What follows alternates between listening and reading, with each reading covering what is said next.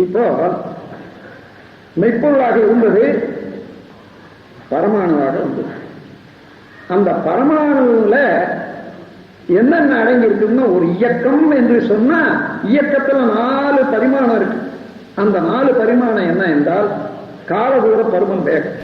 அதனால்தான் இன்னை வரைக்கும் வளர்ந்த மேத்தமேட்டிக்ஸ்ல கூட இந்த 4 கணக்கு இதுதான்.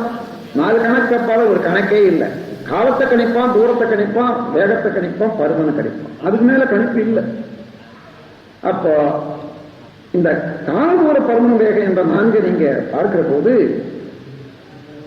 சுத்த வெளியில இருந்து ஒரு சிறு எல்லை கட்டிய இயக்கம் என்றாலே ஒரு எல்லை உடையதாக மாறும். அப்போ அந்த எது வரையில அந்த போர்ஸ் வேகமாக இயங்குகிறதோ அதுதான் அது பருமன். அந்த பருமன் என்பது சுழன்று கொண்டே இருப்பதனால் அது வேகமாகவும் இருக்கு. அந்த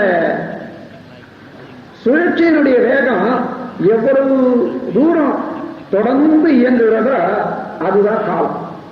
காலம் என்பது என்ன என்றால், எந்த ஒரு நிகழ்ச்சியும் ஒரு தொடங்கியதில் இருந்து முடிவு வரையில ஒரு குறிப்பிட்ட இயக்கத்தை தான் காலம்னு சொல்றோம்.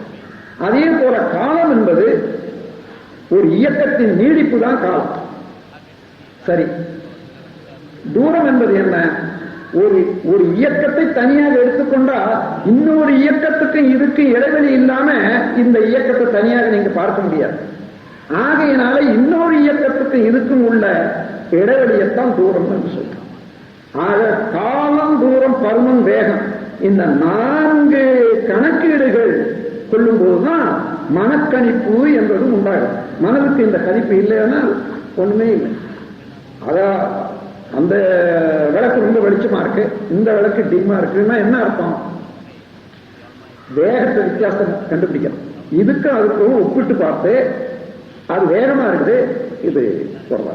அதே போல இது பெருசு சின்னது என்ற போது வால்யூம்ல வித்தியாசம் கண்டுபிடிக்கிறான், பருமன்ல. அது அது போச்சு, நேற்று இருந்தது இன்னைக்கு இல்லை, இது இன்னும் எவ்வளவு நாளா இருக்குது சொல்றான். இது காலத்தை கணக்கிடுறது. அப்படி ஒவ்வொரு பொருளோட பொருள் நாம் கணக்கிடும் போது ஒத்து பார்க்கக்கூடிய ஒப்புமை கணக்கே காலம், தூரம், பருமன், வேகம் தான். ஆனா அது முதல் யூனிட் எங்க இருக்குதுன்னு சொன்னா அந்த பரமாணு தான் காலதூர பருமன் வேகத்துக்கு முதல் யூனிட். மற்றதெல்லாம் அது சேர்ந்து சேர்ந்து சேர்ந்து இயங்கும் போது ஒரு கூட்டு யூனிட்டே தவிர தனி யூனிட்டே இல்லை. இந்த உலகமே சுத்திக்கிட்டு வருதுன்னு சொன்னா ஒரு நாளைக்கு ஒரு சுத்துன்னு சொல்றோம், அதான் காலம். அந்த காலம் இந்த பூமியை சேர்ந்து மொத்தமா இருக்கிறது இல்லை. இதுல இருக்கக்கூடிய ஒவ்வொரு அணுவும் தன்னைத்தானே சுத்தி கொண்டு அது மொத்தமா சேர்த்து வேற சுத்துற கணக்குத்தான் உலக சுத்தானம் இருக்கு. அதனால இந்த காலக்கணிப்பு அதனுடைய வேகம் எவ்வளவோ அந்த வேகத்தை கழிச்சு பார்த்தீங்கன்னா தான் முழு வேகம் எவ்வளவுன்னு தெரியும். அது சாதாரணமான கணக்கு வராது. ஆக தன்னியக்கம், தொடர் இயக்கம், பிரதிபலிப்பு இயக்கம், விளைவு, இதனாலதான் காஸ் அண்ட் எஃபெக்ட் சிஸ்டம் உண்டாகுது. அதே போல காலதூர பருமன், வேகம் இந்த 4 கடைசியாக எங்க வரும்னா cause, effect, result, eventual change result. காரணம், விளைவு, தொடர் விளைவு. காரணம், விளைவு, பயன், தொடர் பயன். அதாவது காரணம் என்ன, இந்த பிரபஞ்சத்துக்கு என்ன காரணம் என்று கண்டுபிடிக்கிறதோ பிரம்மன் தான் காரணம். அப்புறம் அதனுடைய விளைவு, அதனுடைய காரணம் விளைவு, அதனுடைய தொடர் விளைவு என்ன என்று பார்க்கிற போது பிரபஞ்சம் தான் விளைவு. அந்த பிரபஞ்சத்தினுடைய விளைவுல தொடர் விளைவு என்ன? விளைவு பயன். பயன் என்ன என்று கேட்டீங்கன்னா அழுத்தம், ஒளி, சுவை, மனம், இன்ப துன்ப அனுபவமாக உள்ள அறிவு. இந்த 6 தான் பயன். மிச்சமெல்லாம் தொடர் பயன் தான். அதுல இருந்து வரக்கூடிய எவென்ச்சுவல் செயின் ரிசல்ட்ஸ். ஆகவே இந்த இயற்கை தத்துவம் என்றால் 16 தத்துவங்களை நல்ல மாதிரியா உணரணும். அந்த 16 தத்துவங்களான மெய்ப்பொருள், ஆற்றல், திணிவு, அறிவு, truth, energy, mass, consciousness. Self action, chain action, reflex action, result. தன்னியக்கம், தொடர் இயக்கம், பிரதிபலிப்பு இயக்கம், விளைவு. அது இயக்கத்தினுடைய தன்மை.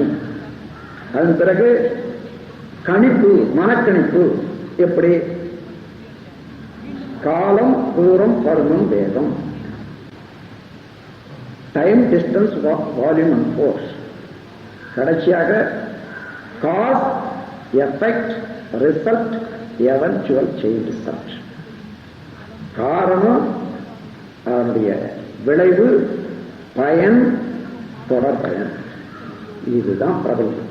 இவ்வளவு இயக்கத்திலையும் இருப்பதனால எந்த செயல் செய்தாலும் அந்த செயல் பிரதிபலிப்பு இருக்கும். அந்த பிரதிபலிப்பு ஒவ்வொரு அணுவிலையும் பிரதிபலிப்பு இருக்கும். இந்த பிரபஞ்சம் முழுவதும் நடக்கக்கூடிய எல்லா இயக்கங்களுடைய நம்முடைய உடல், உயிர், மனம், அவ்வளவு ஒரு ரகசியத்தை அடிப்படையாக இருந்தா நாம் தெரியல என்று நாம் சொல்லிட்டோம். காரணம் என்னன்னா, அதே அறிவை ஏதோ சில பருப்பொருளை மாத்திரம் வச்சுக்கிட்டு தொடர்ந்து தொடர்ந்து அடுத்தடுத்து அதையே எண்ணிட்டு அங்கேயே நின்றுட்டா அதுல இருக்கக்கூடிய நுண்பொருள் எங்க விளங்க போகுது? ஆகையினால புலன் மயக்கத்துல சிக்குண்டு இருப்பதனால ஒரு எல்லை கட்டியை போச்சு. அந்த எல்லை கட்டியை உணர்றதுனால அதுக்கு மேல இந்தாண்டே அந்தாண்டே போக முடியாது, தவிர்க்கணும். அதை தாண்டி அந்த எல்லை கட்டிய உணர்வை தாண்டி விரிந்து கொண்டால், மனவிரிவு கொண்டால், அப்போதுதான் உண்மை விளங்கும். உண்மை விளங்கும், உண்மையாக அறிவு. அதத்தான் அந்த பயிற்சியை தான் ஆன்மீக பயிற்சி என்றும், யோக சாதனை என்றும், மெய்யுணர்வு என்றும், உண்மை விளக்கம் என்றும், முழுமை பேறு என்றும், விஸ்டம் மெய்ஞானம் என்றும் சொல்லும். அத்தகைய மெய்ஞான நிலையை நாடி நான் வந்து கொண்டிருக்கேன். இதுல இப்போ இது ரொம்ப கடினமான ஒரு சப்ஜெக்ட் தான். இந்த அடிப்படையில இருந்து சில உண்மைகளை நான் சுலபமாக நீங்க வழங்குவதற்கு எடுத்துக்க போறேன். இன்னும் ஒரு 10-15 நிமிஷத்துல முடிச்சு விடலாம்.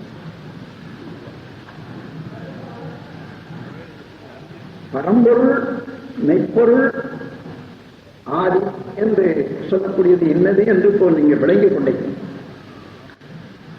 அதாவது தோற்ற பொருட்களை எல்லாம் கடந்த ஆராய்ச்சி செய்தால் நுண்பொருளாக உள்ள ஆகாசம் தான் அதுக்கு எல்லாவற்றுக்கும் அடிப்படையாக இருக்கிறது என்று தெரியும். அந்த ஆகாசம் என்பது என்னது என்பதை ஆராயும் எடுத்து தன்னைத்தானே சுற்றி கொண்டிருக்கக்கூடிய விரைவான போர்ஸ், வேகமா. இப்ப அந்த வேகத்தை நிறுத்தணும் நினைச்சா என்ன, நிறுத்திட்டா என்னன்னா சுத்த வெளிதான்.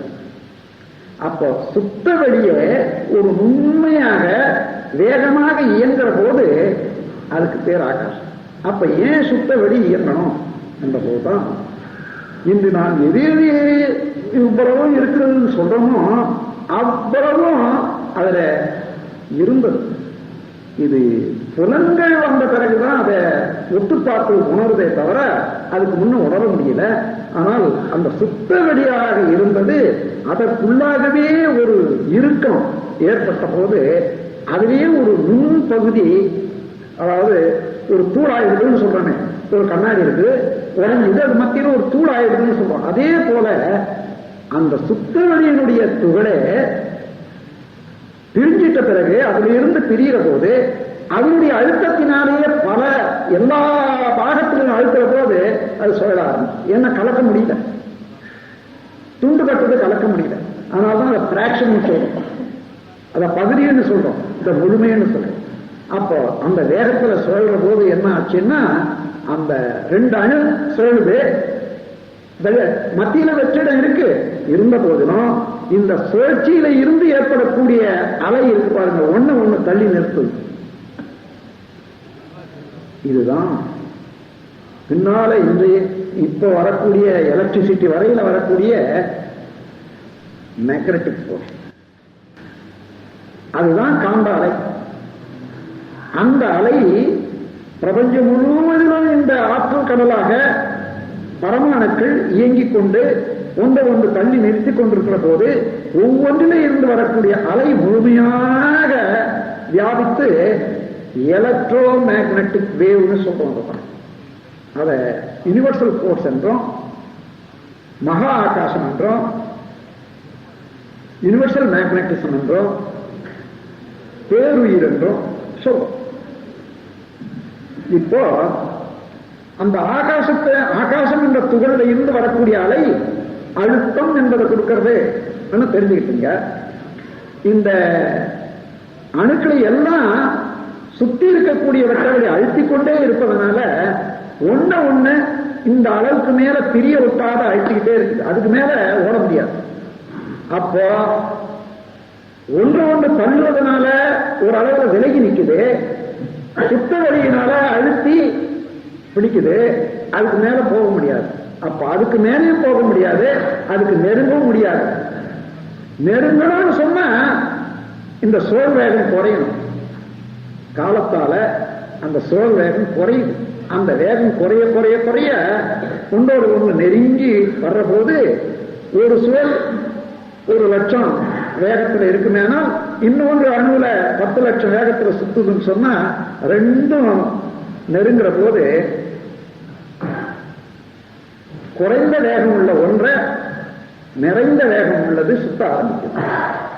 அப்படி ஒன்றை மையம் வைத்து இன்னொன்று சுற்றி வர்றபோது அந்த வேகத்தில் இன்னொன்று அங்கே அணுக முடியாத அந்த இரண்டே அணுக்கள் சுற்றுற போதுதான் இன்னைக்கு சொல்லக்கூடிய ஹைட்ரோஜன் சொல்றாங்களே, ரெண்டு அணுக்கள் சேர்ந்தது. அப்போ இன்னும் வேகம் குறைய குறைய இன்னொரு பார்ட்டிகல் சேர சேர சேர அது நம்பர் ஆஃப் பார்ட்டிகல்ஸ் தகுந்தவாறு அதனுடைய வெயிட் குறைஞ்சி ஏறி அழுத்த காற்றாக, அதுக்கப்புறம் நீராக, நிலமாக, 5 பூதங்களாக வர்ற போது ஒவ்வொரு அணுகளையும் இன்னைக்கு 110 பேசிக் எலிமெண்ட்ஸ் 92 சொன்னாங்க. அதன் பிறகு ரேர் எலிமெண்ட்ஸ் எடுக்கிற போது இன்னும் அதிகமா போச்சு. அவ்வளவு வித்தியாசம் என்னன்னா அந்த பரமாணுக்களுடைய எண்ணிக்கை வித்தியாசம் தான். எண்ணிக்கை எப்படி கூடுதுன்னா அதனுடைய வேகத்துல குறைஞ்சதுனால ஒரு கூட்டமையும் அதை வேலன்சின்னு சொல்றோம்.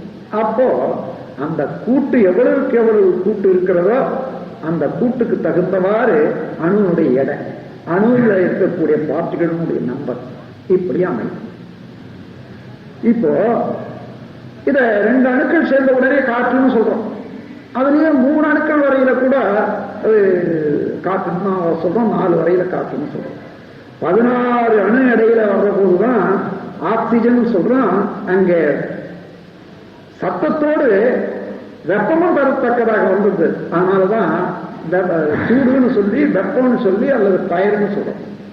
இப்ப இங்கே நான் என்ன விளக்க வர்றேன்னா, இந்த அணுக்கள் பரமாணு சுழல்றதுனால வரக்கூடிய வேவ் இருக்கு பாருங்க, அந்த அலை இயக்கம் காற்று என்ற நிலையில அணுக்கள் கூடி அதை கூட இருந்து இது இயங்குற போது அந்த மோதுதல்ல இந்த வேவ் அந்த அலையும் இந்த அலையும் பார்க்கிற போது சவுண்ட், சத்தம் என்பதாக வரும். அதே போல நெருப்பு என்ற நிலையில ஆக்சிஜன் முதலிய அந்த இடத்துல வர்ற போது சத்தத்தோடு ஒலியும் உண்டாகும்.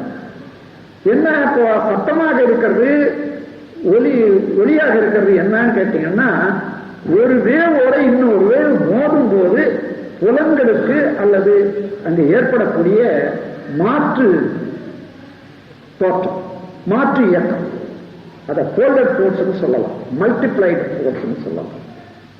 அதேபடி இப்போ நீர்ல அதே இயக்கம் உண்டாகுதுன்னு வச்சுக்கலாம். ஒளியாகவும் செலவாகிற போது அது மின்சக்தின்னு சொல்றோம். நீர்லையும் நிலத்திலையும் அதாவது வெட்டி பொருளையும் அதே வேவ், அதே அலை இயக்கம் உண்டாகிற போது சுவையாகவும் மனமாகவும் உண்டாகும். அந்த சுவை மனம் உண்டாகிற இடத்துல ரசாயனம்னு சொல்றோம். ரச அயனம், ரசம்னா சுவை, அயனம்னா தோற்றம், உண்டாதல், இயக்குதல், எப்படி ஒன்னாலும் வச்சுக்கலாம். ரசாயனம். அப்போ மேக்னட்டிக் போர்ஸ், எலக்ட்ரிக்கல் போர்ஸ், ரசாயனம். மேக்னட்டிக் போர்ஸா இருக்கிற போது கொள்ளுதல் தள்ளுதல் தான். எலக்ட்ரிக்கல் போர்ஸா வர்ற போது சவுண்டு, அதாவது வெளிச்சம், ஒலி. ரசாயனமா வர்ற போது சுவையும் மனம். இதுதான் 5 பூதத்துல 5ஆக ஒருங்கி இந்த உடல்ல அதே உயிராற்றல் இங்க இயங்குற போது இதுவும் 5 தான். பிருதிவி, அப்பு என்பது நீர் ரத்த ஓட்டம், தேய் என்பது உஷ்ணம், வாயு என்பது காற்று, ஆகாசம் என்பது உயிர். இந்த உயிர் இயங்குற போது அந்த உயிரினுடைய இயக்கத்தினால் ஏற்படக்கூடிய வேல் முதல்ல ஒரு பகுதி உடல் இயக்கத்துக்கு உதவுது, 2வது மன இயக்கத்துக்கு உதவுது. அந்த அலைதான் மனம். அப்போ உயிர் என்ன மனம் என்ன என்று எடுத்துக்கொண்டீங்கன்னா, பூ என்ன மனம் என்ன? பூ ஒரு தொகுப்பு இயக்கம். அந்த தொகுப்பு இயக்கத்திலிருந்து விளைவுதான் மனம். மனத்தை போல உள்ளது மனம், பூவை போல உள்ளது, விளக்க போல உள்ளது உயிர், வெளிச்சத்தை போல உள்ளது மனம். வெளிச்சமோ மனமோ போனது திரும்பறதில்லை. அதான் தெரிஞ்சுக்க வேண்டியது. வெளியானது போயிட்டே இருக்குது. ஒரு தொடர் இயக்கத்தினால நான் அதை நிலையாக இருக்கிறாப்புல பார்க்கிறோம். விளக்கு எரியுது, வெளிச்சம் இருக்குது. அந்த வெளிச்சத்தை நாம் பெர்மனண்டா இருக்கிற மாதிரி பார்க்கிறோம். பெர்மனன்ட் இல்லை, வெளிச்சம் வந்து கொண்டே இருக்குது, போயிட்டே இருக்குது. டக்குன்னு நிறுத்தினீங்கன்னா அங்க வெளிச்சமே இருக்காது, ஏன்னா போயிடுது. அந்த மாதிரி தோற்றத்துக்கும் மறைவுக்கும் இடையில தான் நம்ம பார்க்கணும். அந்த இடைக்காலத்தை இடைவெளிய நம்ம பார்க்க முடியல. அந்த மாதிரி ஒவ்வொரு விஷயத்திலையும் உயிராற்றல இருந்து வந்து கொண்டே இருக்கக்கூடிய அந்த அலை தொடர்பு கொள்ற இடத்துல இருந்து பிரதிபலிப்பு தான் பதிவாகி மீண்டும் மீண்டும் வர்ற அலையில அதை எடுத்தாந்து காட்டுது. அங்கே இப்போ பார்த்தோமே அந்த மனம் இல்ல, அடுத்த நிமிஷத்துல இன்னொன்னு பார்க்கறது. ஏன்னா மனம் நிலையற்றது. அதாவது தோன்றிக்கொண்டே இருந்தும் மறந்து கொண்டே இருக்குது. அதாவது உடலிலே தோன்றி பிரம்மத்திலே லயமாகிக்கொண்டே இருப்பதுதான் மனம். ஆகையினால அது போச்சு திரும்புதல்ன்றதே இல்லை. அங்கே தொடர்பு கொண்ட போது இங்க பிரதிபலிப்பாக இங்க பதிவாயிச்சு, மறுபடியும் தோன்றிக்கொண்டே இருக்கக்கூடிய அலையில வீசிக்கொண்டிருக்கு. தோன்றிக்கொண்டே இருக்கிறத பார்த்து கொண்டு இருக்கிற வரையில நீங்க அதை கான்சியஸ் மைண்ட் சொல்றோம். அங்க விட்டு போச்சுன்னு சொன்னா இங்க இருந்து திரும்பி மறுபடியும் பிரதிபலிப்பு வருது பாருங்க, அது சப்கான்சியஸ் மைண்ட் சொல்றோம்.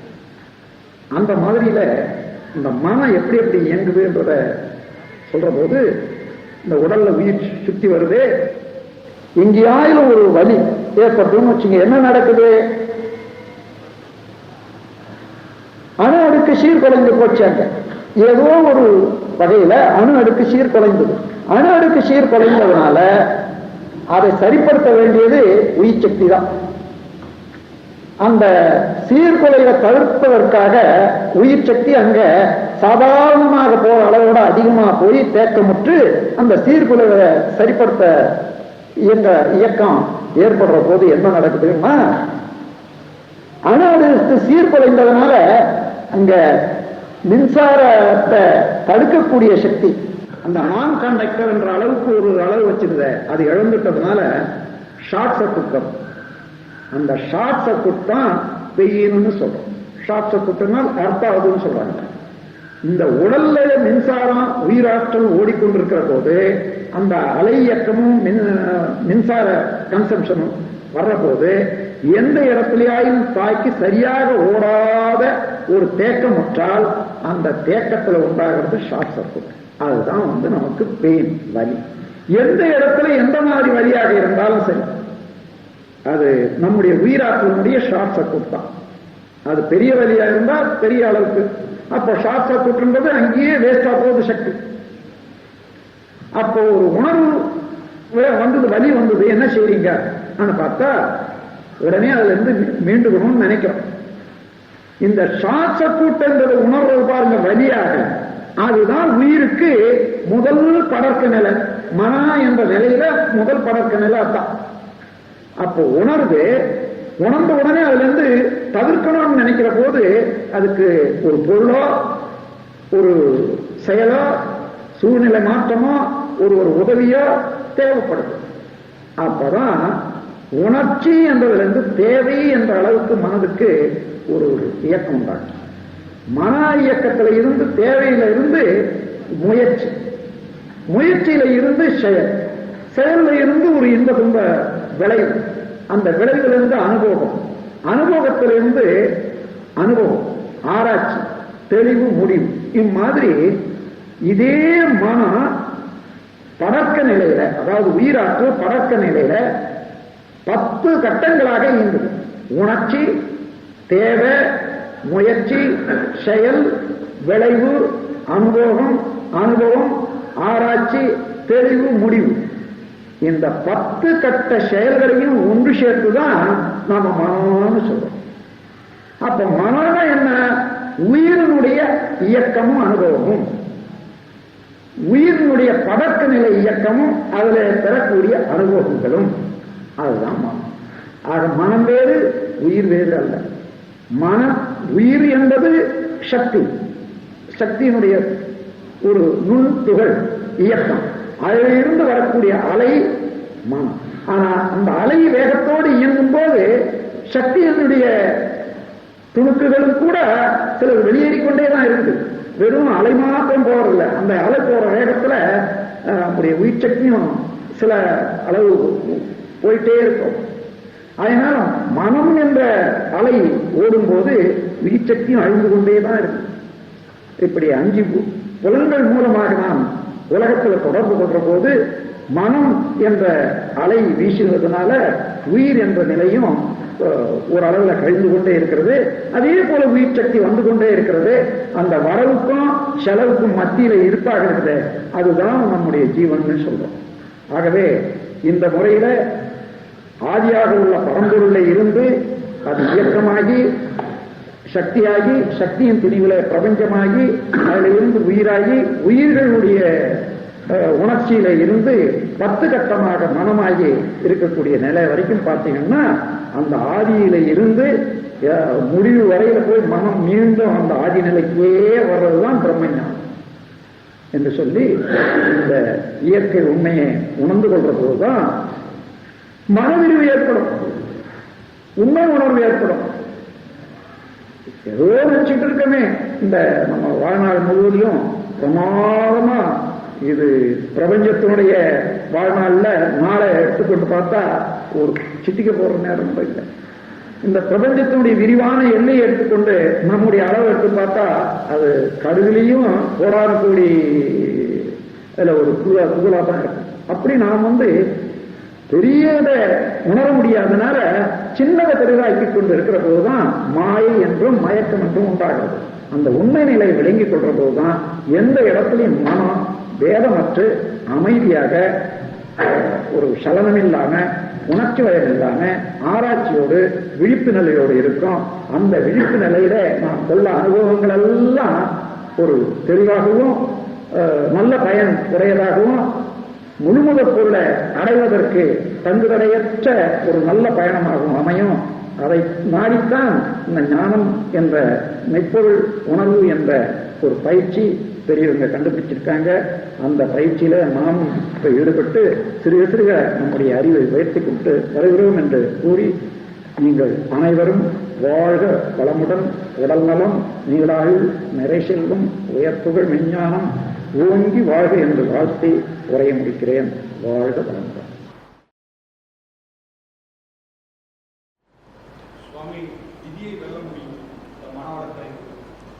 முதல்ல விதின்னா என்னன்னுட்டு அது முழுமையாக தெரிந்து கொண்டா விதி விதிப்படியாக தான் நடக்கும். அதாவது தண்ணி மேலே இருந்து கீழே விழுது மழையா, மறுபடியும் அது என்ன பள்ளம் எந்த இடத்துல விழுந்தாலும் அதை விட பள்ளத்தை நாடி ஓடுது. இதுதான் விதி.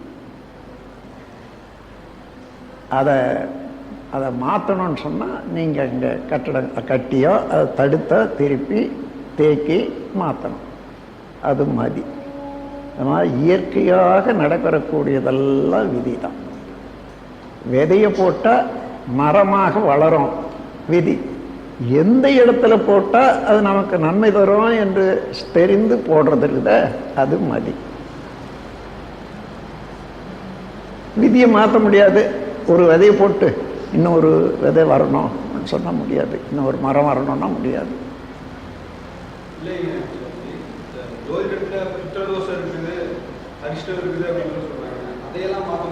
கட்டாயம் மாற்றலாம். அது எதனால வந்ததுன்னு தெரிஞ்சுக்கிட்டா முடிஞ்ச வரைக்கும் மாற்றிக்கொள்ளலாம்.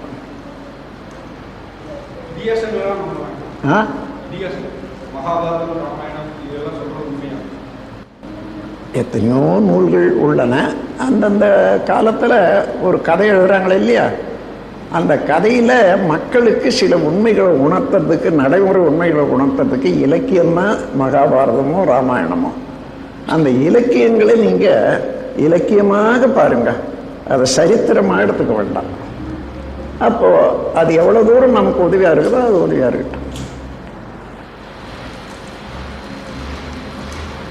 அவன் ராமாயணம் எப்படி எழுதிட்டுறா சொல்லுங்க.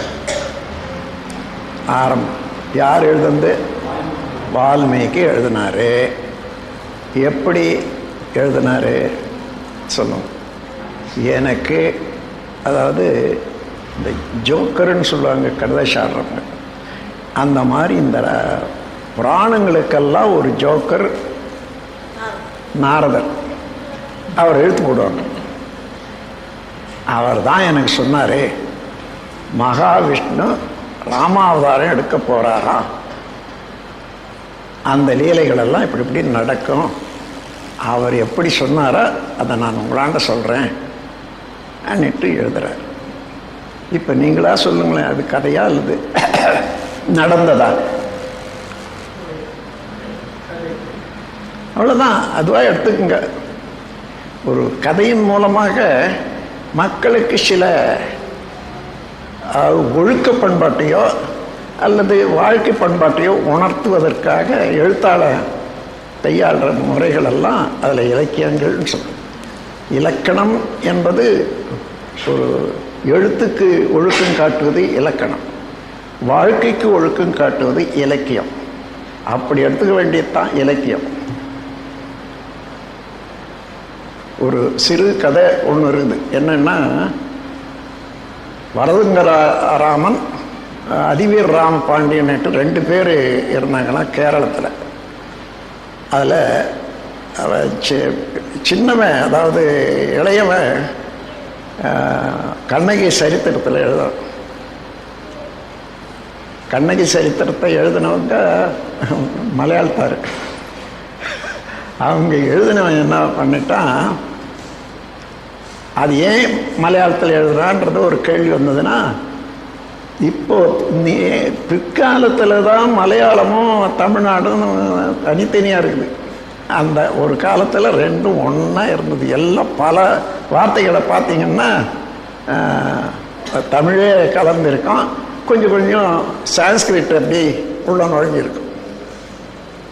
அதனால் அப்போது தமிழில் தான் எழுதினாங்க. அதனால் தமிழில் எழுத வேண்டியதாக இருந்து எழுதினார்.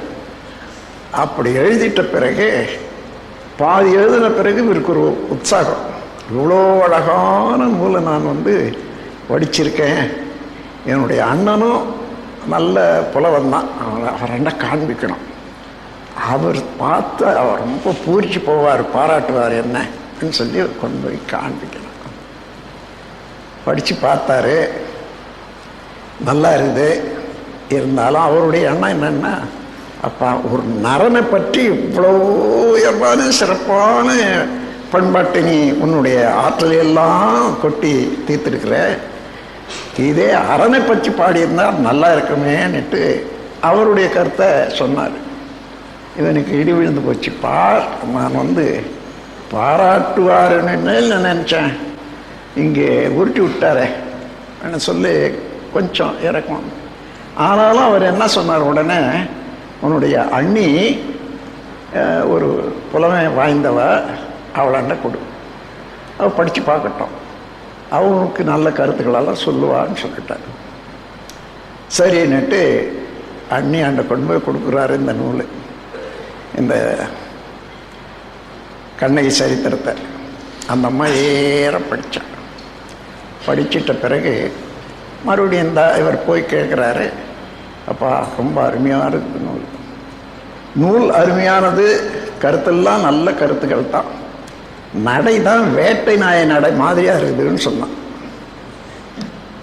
இவனுக்கு அங்கே ஒரு இடி இங்கே ஒரு இடி, அது அர்த்தம் அவனால் புரிஞ்சிக்க முடியல. அதன் பிறகு இவன் போய் இரவு தூக்கம் வரல. அப்படியே இந்த வருத்தத்தில் யோசனை பண்ணுறான். ஏன் என் அண்ணங்கிட்ட அரசு இருக்குது, நான் தனியாக இருக்கேன், அதனால் என்னை வந்து குறைச்சி பேசுகிறாங்க. இந்த ஆட்சியில் எனக்கு பாதி இருக்குது இல்லையா, நான் பிரிச்சுக்கிட்டு தனியாக இருந்தால் அண்ணன் ஒரு நல்ல புத்தி வந்தது. உடனே எனக்கு பாதி ராஜ்யத்தை பிரித்து கொடுன்னு சொல்லி ஆள் அனுப்பிச்சான். அது அவர் இது ஏதோ கோபத்து மேலே சொல்கிறான்னுட்டு நினச்சார். அப்புறம் போர் முரசு கொட்டுறான். அந்த போர் முரசுன்னா ஒவ்வொன்றுக்கும் அந்த அடிக்கிறதுல இருந்து என்ன விஷயங்கள் தெரியுது இல்லையா. சாவு மூலம்னு அடிப்பாங்க, மங்களம் மூலம்னு அடிப்பாங்க, அந்த அடியிலேருந்து தெரிஞ்சுக்கலாம். இதை பார்த்து யாராவது அரசனுக்கு அதுக்கப்புறம் அதை ஆள் அனுப்பிச்சான்.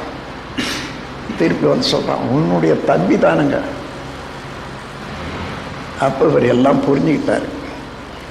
மனைவி அண்ண சொல்கிறாரு, என் தம்பி எந்த இப்போ போர் முரசு அடிக்கிறானா தெரியும் எனக்கு, இப்போ எதனாலன்னுட்டு தெரியும், நானே அதுக்கு வழி காட்டுறேன் அப்படின்னு சொல்லிட்டு ஒரு ஓலை எடுத்து எழுதுகிறான். தென்னிலங்கை வேந்தனையும் சூரியனுக்கு என்ன சொல்கிறது, தென்னிலங்கை வேந்தனையும், அதாவது பஞ்சவரில் பார்த்தனையும் பாராதே, மின்னு விரதம் தனை கொண்டு மெய்யன்பு பூண்ட பரதனையும் ராமனையும் பார் அப்படின்னு சொல்லிட்டு ஒரு கவி எழுதி அனுப்புகிறான். அப்போது அதாவது பஞ்சவரில் பார்த்தனையும், தென்னிலங்கை வேந்தனையும், செங்கதிரோன் மைந்தனையும். செங்கதிரோன் மைந்தன்னா சூரியன் மைந்தனாக இல்லையோ அது விளங்குது கர்ணன். அப்போது இவங்க ரெண்டு பேரும் என்ன செய்தாங்க, தன்னுடைய சகோதரனை ஒழிக்கிறதே என்றது ஒரு விரதம் பூண்டாங்க. இவங்க ரெண்டு பேரும் பஞ்சவரில் பார்த்தனையும் தென்னிலங்கை வேந்தனையும். இவனும் அது ராவணனுடைய தம்பி விபீஷணன். இவன் அவனை சரியாக நடத்தலை, அதனால் தனியாக பிரிஞ்சுக்கிட்டு இருந்துட்டான். அது காலம் வர்றபோது ராமனோட சேர்ந்து விபீஷணனே தன்னுடைய அண்ணனுக்கு பகைவனாயிட்டான். அதை சொல்லி அவனுக்கு, அதாவது தென்னிலங்கை வேந்தனையும் செஞ்சுடரோன் மைந்தனையும் பஞ்சவரில் பார்த்தனையும் பாராதே. பஞ்சவரில் பார்த்தன்னா வந்து அர்ஜுனன் என்னுடைய, அதாவது கர்ணனை கொல்லாத நான் உயிர் வாழ மாட்டேன்னு இல்லையே விரதம் எடுத்தான். இவங்களெல்லாம் நீ பார்க்காதே, மின்னும் மண்ணும் விரதம் தனை கொண்டு மெய்யன்பு பூண்ட பரதனையும் ராமனையும் பார்.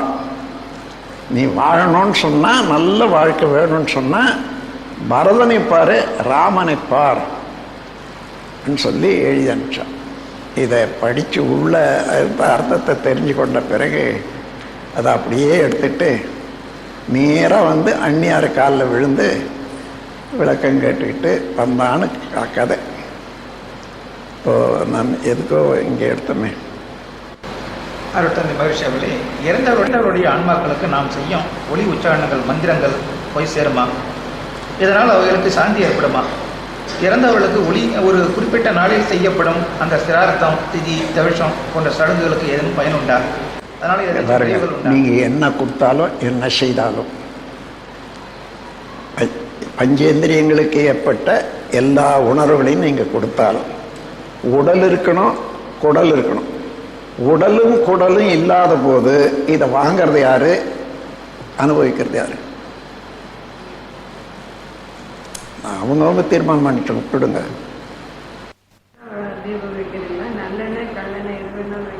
எதுக்குமா?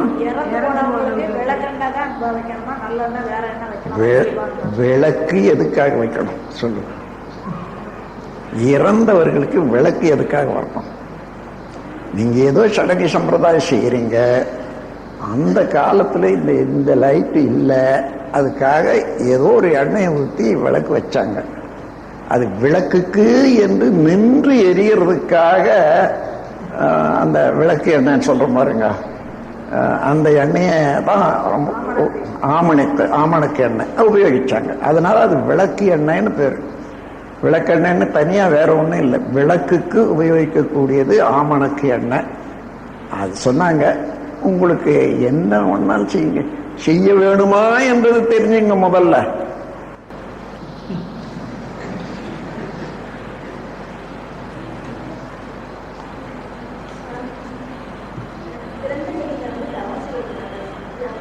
அது குளிர், பனி, வெயில், காற்று இதெல்லாம் இருந்தால் எப்படி உட்கார்ந்து அமைதியா நீ தவம் செய்ய முடியும்?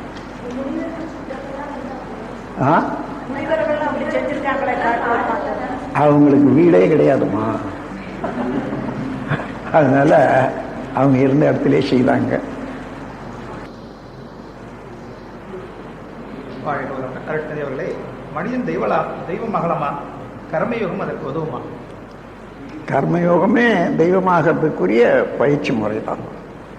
அதாவது கர்மயோகம்னா இயற்கையை ஒத்து நம்முடைய செயல்கள் எல்லாம் ஒன்றுபடுத்தி வாழ்ந்து வருவது தான் கர்மயோகம்.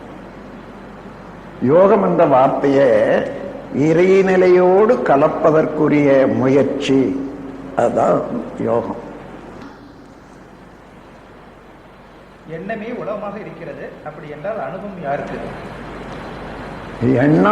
எண்ணத்தை தொடர்ந்து செயல் வருது இல்லையா, அந்த செயல் தான் அனுபவம். செயலின் விளைவு தான் அனுபவம். அது எண்ணம் இல்லாத செயல் வராது, செயல் இல்லாத விளைவு வராது. அது மூணும் தொக்கி நிற்குது. அகந்தை ஏன் வருகிறது, அதை எவ்வாறு நீக்குவது?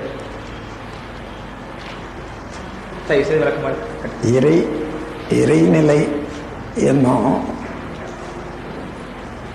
தெய்வ நிலையை உணராத போது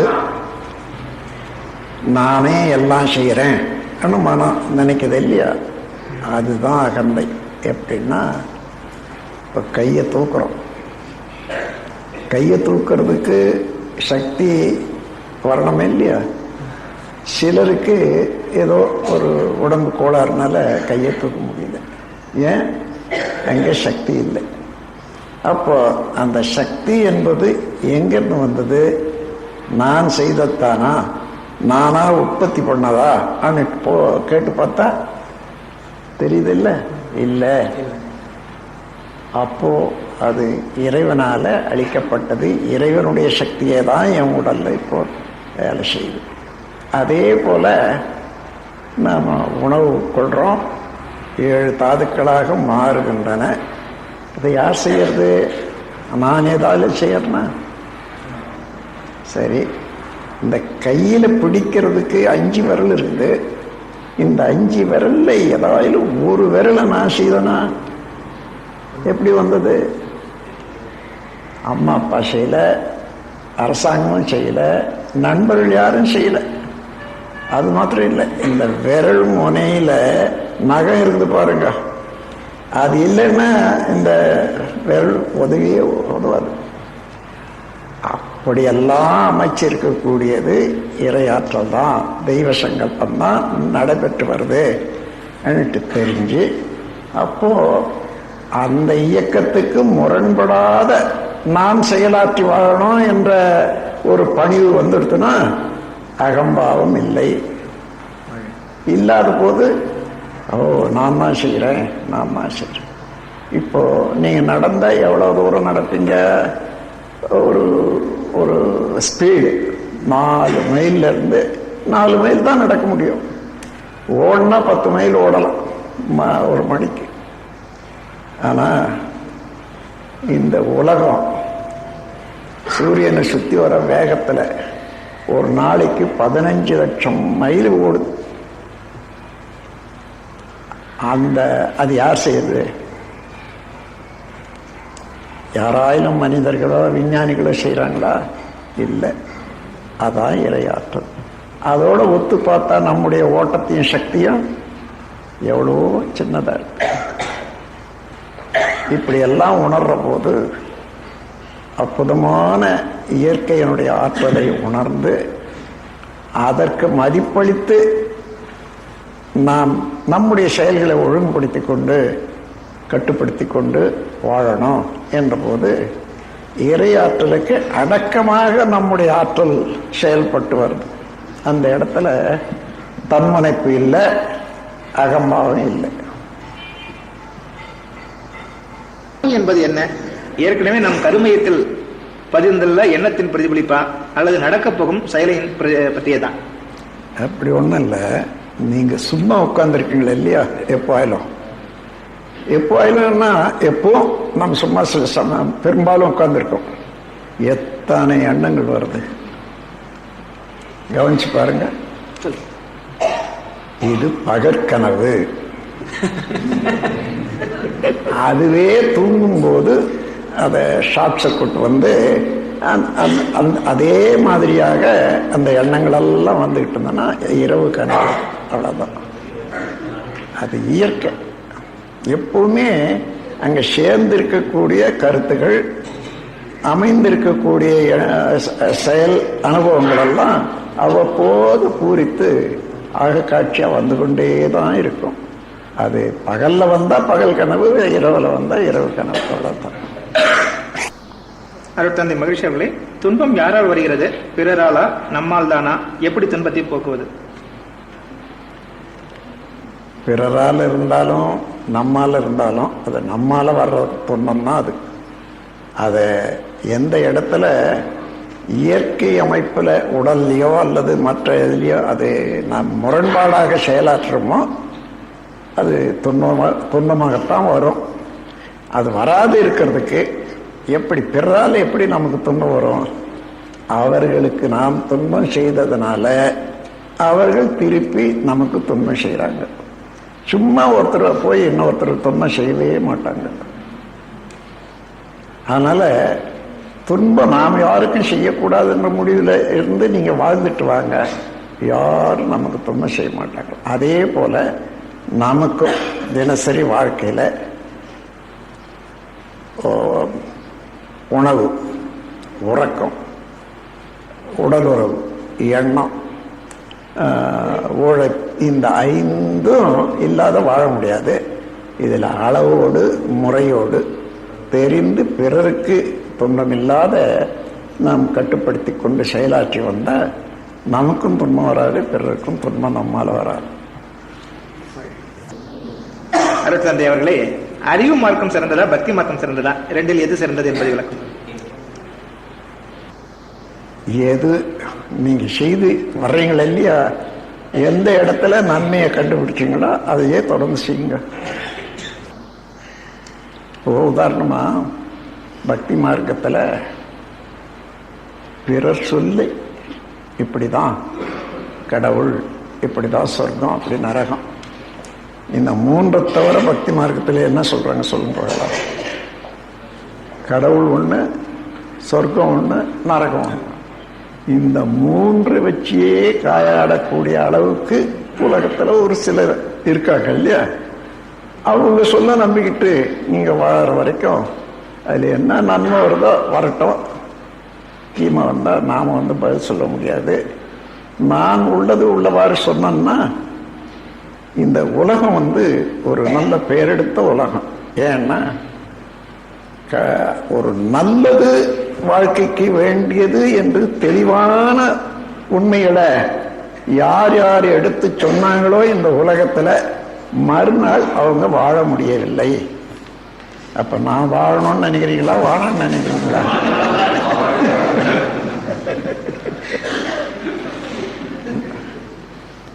அதனால நான் அதோட நிறுத்திக்கிறேன். அருட்தந்தை அவர்களே, தவா செய்வதால் ஞான திருஷ்டி ஏற்படும் என்று சொல்கிறார்களே, அதை பற்றி விளக்கம் தரவும். எனக்கு அந்த மாதிரி வர்றதில்லை.